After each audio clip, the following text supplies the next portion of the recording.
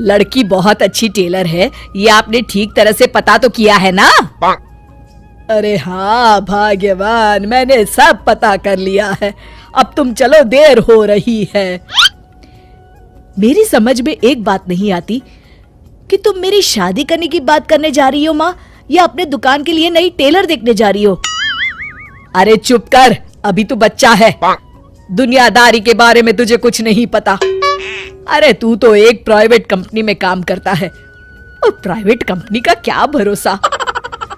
लेकिन माँ, अरे तेरे पिताजी से पूछ ले, इन्होंने अपनी जिंदगी में कितनी नौकरी पकड़ी है और छोड़ी है। अरे वो तो मैं थी जो सिलाई करके घर चलाती थी। अरे बेटा, बुरा वक्त कभी फोन करके नहीं आता। टेलर बहू लाऊंगी तो मेरे साथ दुकान में सिलाई करेगी, समझा? चल अब। दोपहर होने तक तीनों लड़की वालों के घर पहुंच जाते हैं। सभी बातें और चाय पानी होने के बाद, बहन जी, आपका बेटा रोहित एक अच्छी कंपनी में काम करता है और अच्छी तनख्वाह भी है। बस हमें और कुछ नहीं चाहिए। हमें आपका बेटा बहुत पसंद है। हमें भी आपकी बेटी मीना पसंद है जी। मुझे लगता है हमें बच्चों को भी आपस में बात करने का मौका देना चाहिए। हाँ हाँ, आपने बिल्कुल सही कहा भाई साहब। जाओ बच्चों, बाहर जाके बात कर लो। अरे आप रुकिए जी। अच्छा ये बताओ बेटी, तुमने सिलाई कहाँ से सीखी है? जी, दीनानाथ इंस्टीट्यूट से। अरे बहन जी, मेरी बेटी इस मोहल्ले में सबसे अच्छी ब्लाउज सिलती है और एक से बढ़कर एक डिजाइन भी बना लेती है। अच्छा, चल बेटी, जरा तेरे हाथ की कारीगरी देख लेते हैं। अरे माँ, ये सब करने की क्या जरूरत है? अरे तू चुप कर। लोग ऐसे ही बड़ी बड़ी बातें करते हैं कि हमारी लड़की को तो सब आता है, बाद में असलियत सामने आती है। इसलिए मैं कोई गलती नहीं करना चाहती। तू चुप करके बैठ। मीना शांति देवी को 2-3 प्रकार की बढ़िया बढ़िया डिजाइनदार ब्लाउज बनाकर दिखाती है। ये देखिए, ये है प्रिंसेस कट। अरे वाह बेटी, मान गए तुझे। तू तो मुझसे भी अच्छा ब्लाउज सिल लेती है। चलिए बहन जी, हमें तो आपकी बेटी पसंद है। अब इसी बात पर मुंह मीठा कराइए। जी बिल्कुल। इस तरह रोहित और मीना की शादी हो जाती है।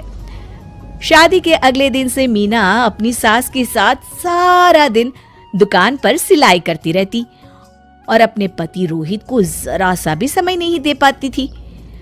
फिर एक दिन रोहित फोन करके मीना से कहता है, मीना, आज शाम को हम दोनों किसी अच्छे रेस्टोरेंट में खाना खाने चलेंगे। तुम तैयार रहना, मैं ठीक वक्त पर पहुंच जाऊंगा। ठीक है जी। शाम को रोहित जब घर आता है तो मीना सिलाई मशीन पर बैठी ब्लाउज सिल रही होती है। अरे ये क्या?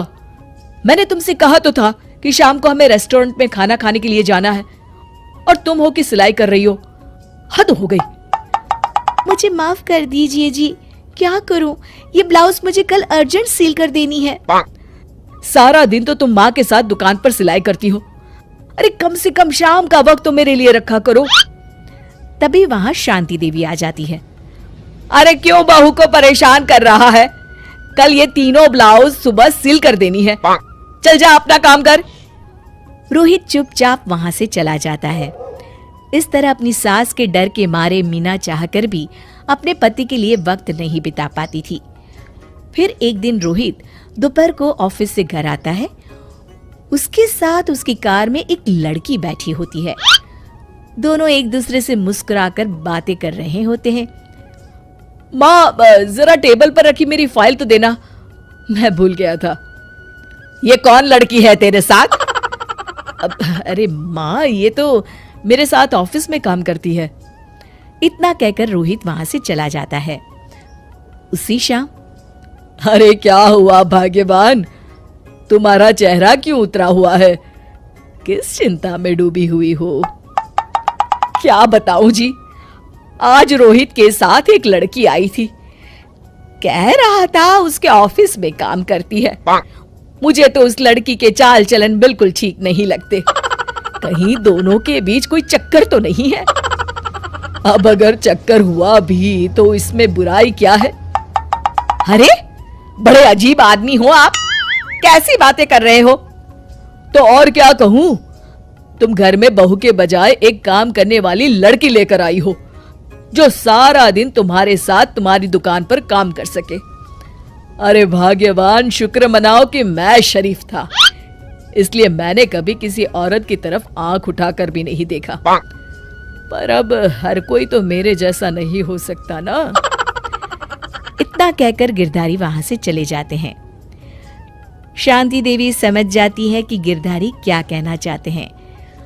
उसे अपनी गलती का एहसास हो जाता है और वो सोचती है जितनी जल्दी हो सकेगी वो अपनी गलती सुधार लेगी। और इसीलिए 2 दिन के बाद, रोहित बेटा, मैं चाहती हूँ कि कुछ दिनों के लिए तू अपनी ऑफिस से छुट्टी ले ले। क्यों, क्या हुआ माँ? अरे कुछ नहीं बेटा, मैंने तेरे और बहू के लिए शिमला की 2 टिकट बुक की है। मैं चाहती हूँ कि तुम दोनों कुछ दिनों के लिए बाहर घुमाओ। क्यों बहू, ठीक है ना? सासू माँ की बात सुनकर मीना का चेहरा भी खिल उठता है। वो शर्मा कर कहती है, जी माँ जी, जैसा आप ठीक समझे। और इस तरह शांति देवी पूरी तरह से बदल जाती है। शिक्षा बहू को बहू नहीं,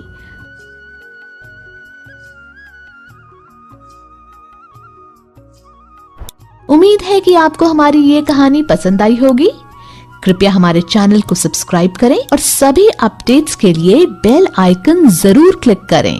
और हाँ, वीडियो लाइक और शेयर करना मत भूलिएगा। Bye bye.